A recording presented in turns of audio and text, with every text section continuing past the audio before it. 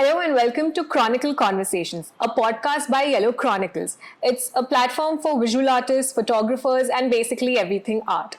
Today we're in conversation with Devika Khosla, the creative mind behind the work's interior. Hi Devika. Hi, and thank you so much for having me here. I'm most welcome. Really excited and I would love to know more about it. So Devika, your design philosophy revolves around spaces that are people-centric. So how do you bring that to life?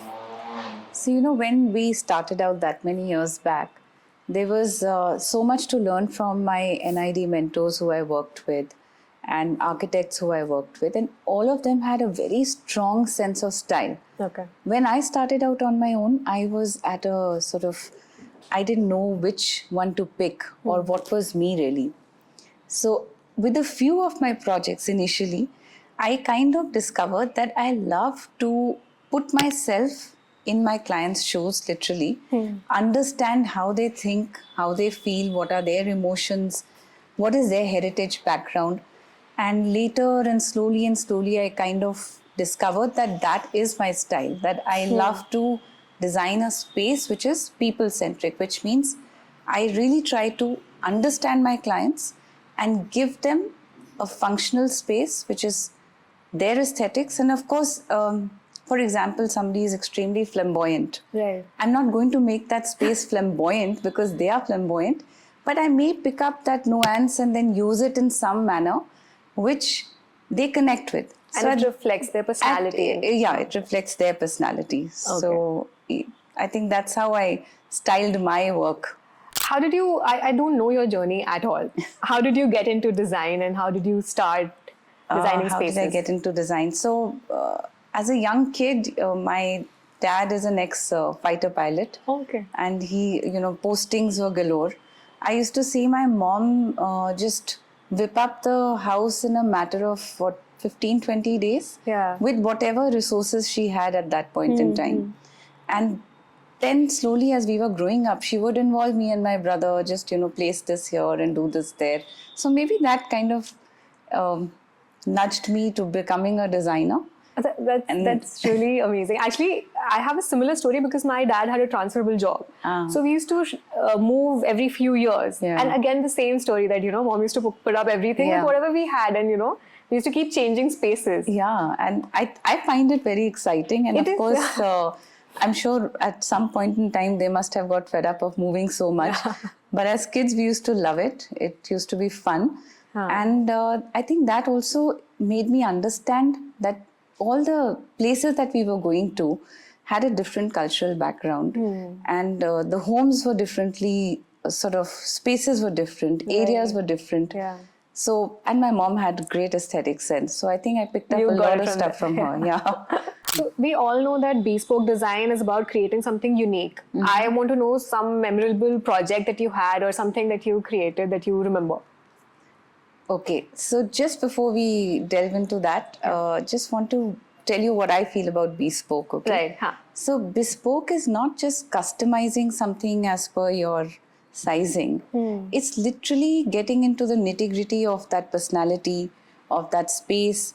And I feel as Indians, we have so much customization available. It's incredible, whether you see it in the fashion industry, even in your artwork, even in design, furniture, and what have you. So so just giving a little bit of my advice on what bespoke really is.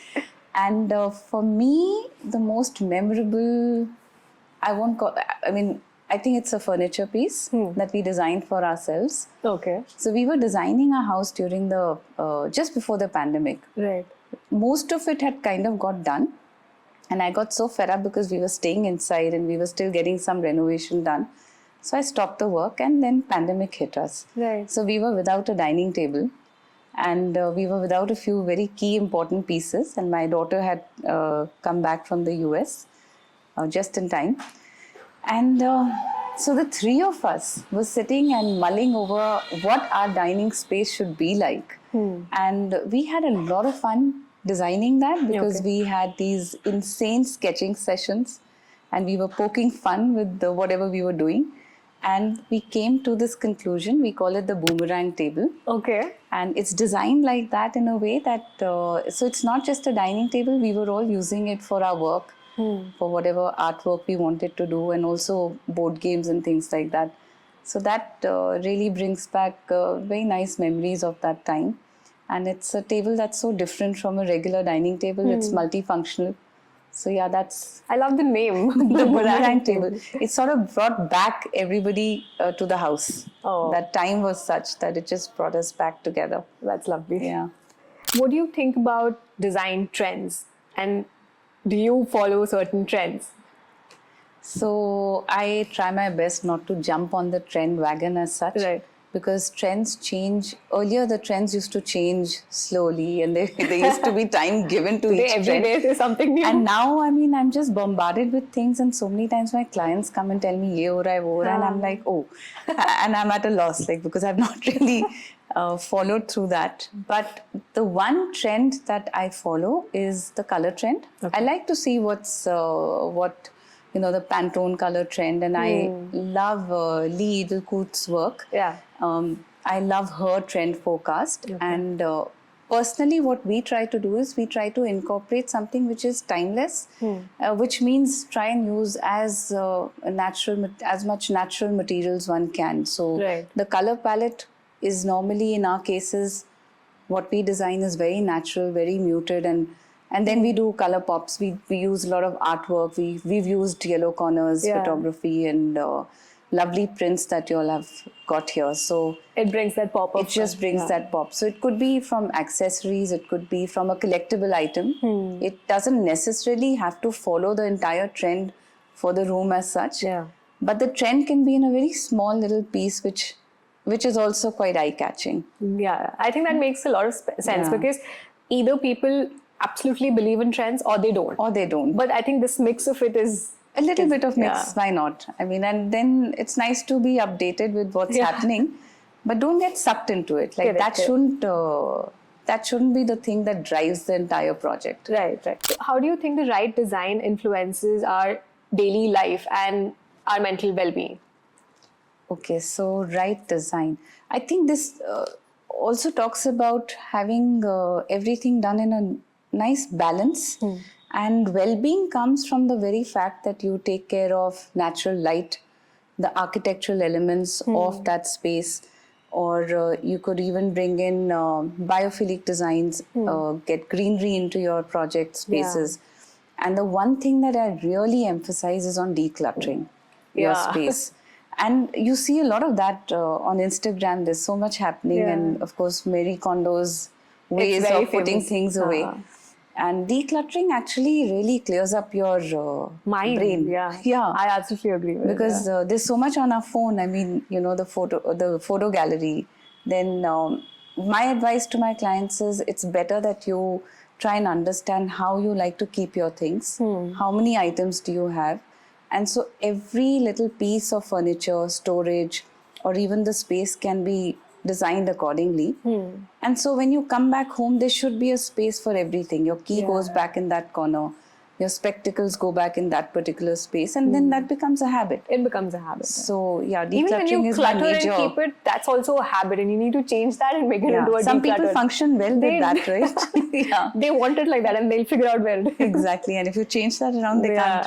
So as for us, our inspiration for Yellow Chronicles actually came from when we got YellowKorner to India. And I realized that we're bridging this gap of, people just thought about paintings or digital prints. And there was nothing as photographs talked about as art. Yeah. So that's what inspired us. So I want to know what inspired you for the work's interior. That's a very interesting story because when I started out, I got a few freelance projects to do. Okay. And I was just designing, and there was somebody else executing it. And when I got married to Raj, both of us were looking for furniture for our small little one-bedroom apartment. Okay. And believe you me, what designs we had in mind, we couldn't find any furniture store as such that fulfilled that particular design that we had in mind. Okay. And so we were, trying our best, running helter-skelter, and there was nothing really available. Okay. And so that's where he just said, okay, why don't you find a carpenter? And let's try and fix this ourselves. And so that's how the Works Interiors was born, literally, because we got a small room on rent. We got these 2 carpenters. Okay. We created our own space the way we wanted it. And that's how the story and the journey started. That's a great start. Yeah, it's quite interesting, actually. How long has it been since you've been working? I've been working for a long while, but TWI was formed, I think, almost 25 years, 26 years back. It's been 26 It's been 26 years, yeah. Okay. So it's as old as our marriage. Yeah. Okay. So I'm sure there are certain challenges that you faced in the last 26 years. 100%, yeah. How do you think it has evolved in these years? It's definitely evolved because, when you document your work and you look back, there are so many things that you feel that you cringe and then be like, oh my God, I did that. But it's evolved also because the techniques have evolved and there's so much available now as opposed to then. And the machinery that's available, the kind of veneers that are available, even artwork for that matter, everything. So then now putting the place together to my mind is easier. But having said that, it's also tougher because you're totally spoiled for choice. Now to put those brakes on that, okay, this is it.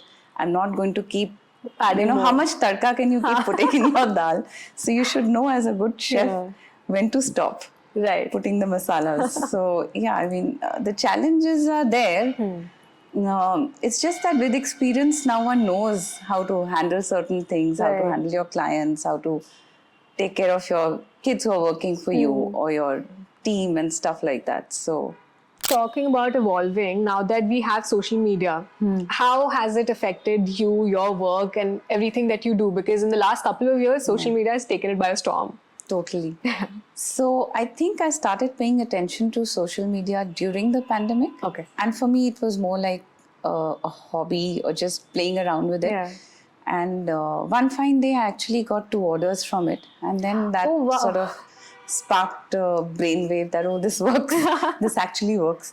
And I see such incredible work by people and they're doing so well. Some of the industry peers. They're all out there and they're making sense. They're teaching so much on social media.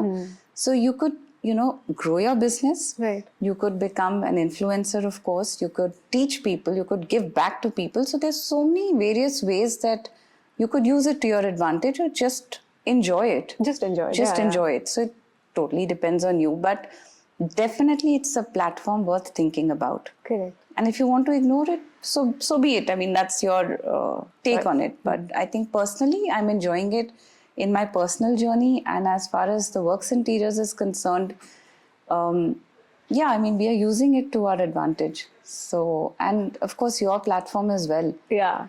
You're inviting artists, you'll be inviting architects and so on and so forth, and tastemakers.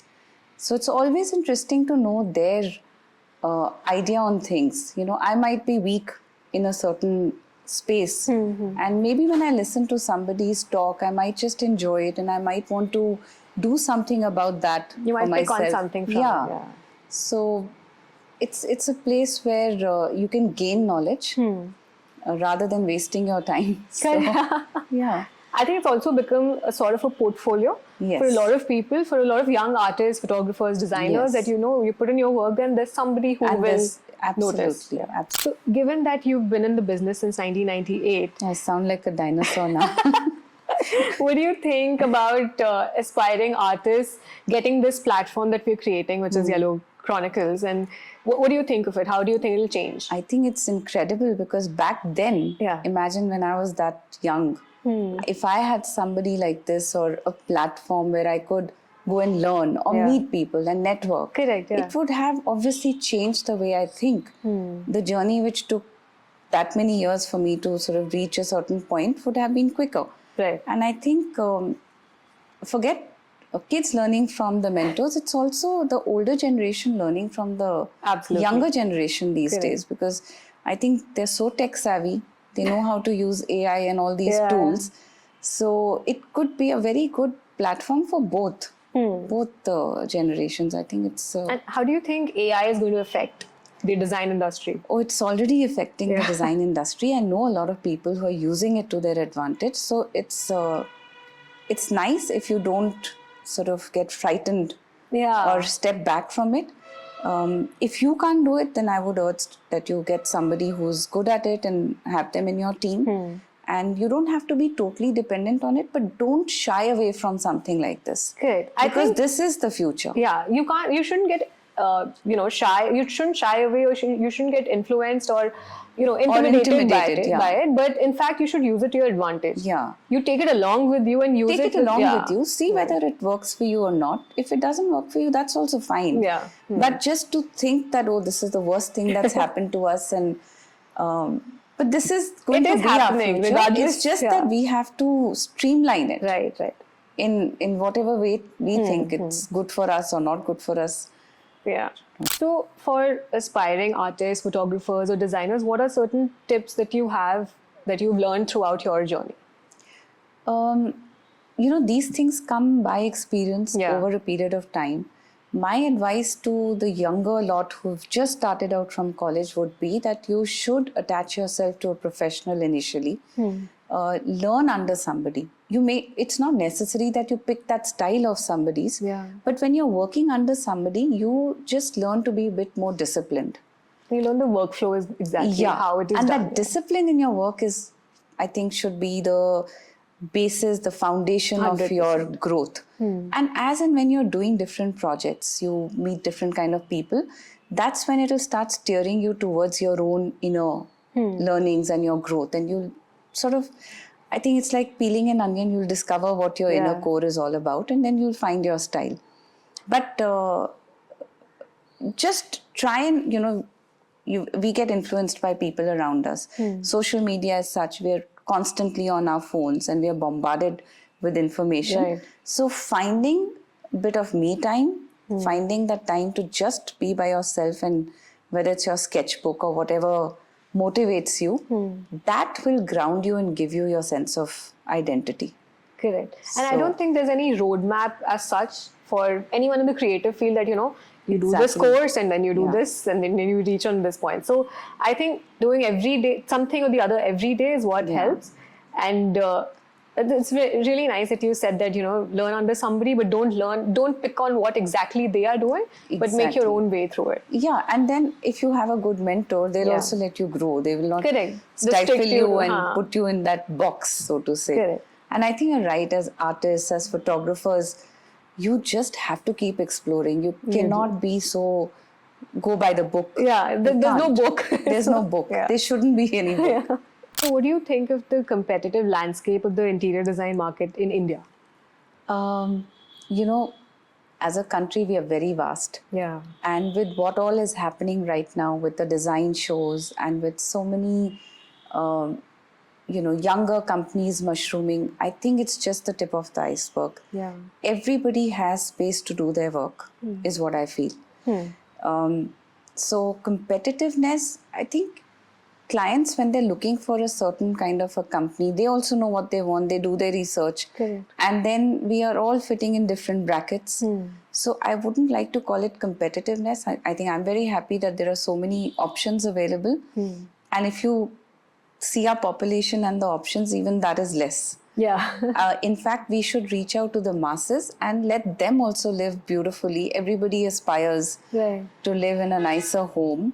So if that can percolate to that level and everybody has their basics correct as a country, that would be amazing. Yeah. So if every designer can somewhat do a bit of pro bono work, so it'll just cut the competitiveness and you are giving back to society. Correct. So in that sense, I don't think there is much of competition. As such. And I think everyone has a different style. Yeah. So you can't compete with, because if you're a good designer, you know that it's about your personality. Exactly. And it's not about, the bookish design thing that you learn. Yeah. So, even I don't feel there's any competition as such.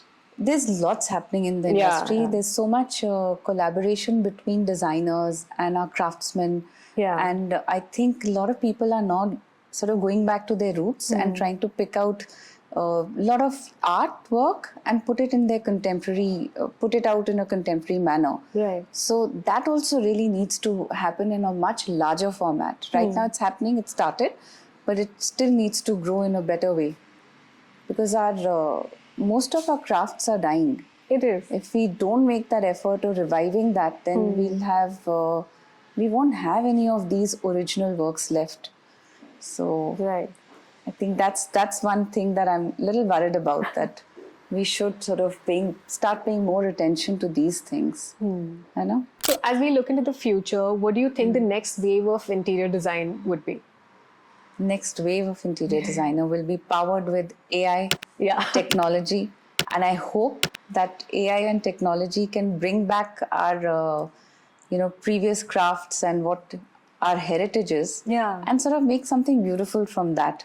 So I'm looking forward to all of that. I'm looking forward to more make in India products and people who are able to bridge that gap, which is Yellow Chronicles. Yeah.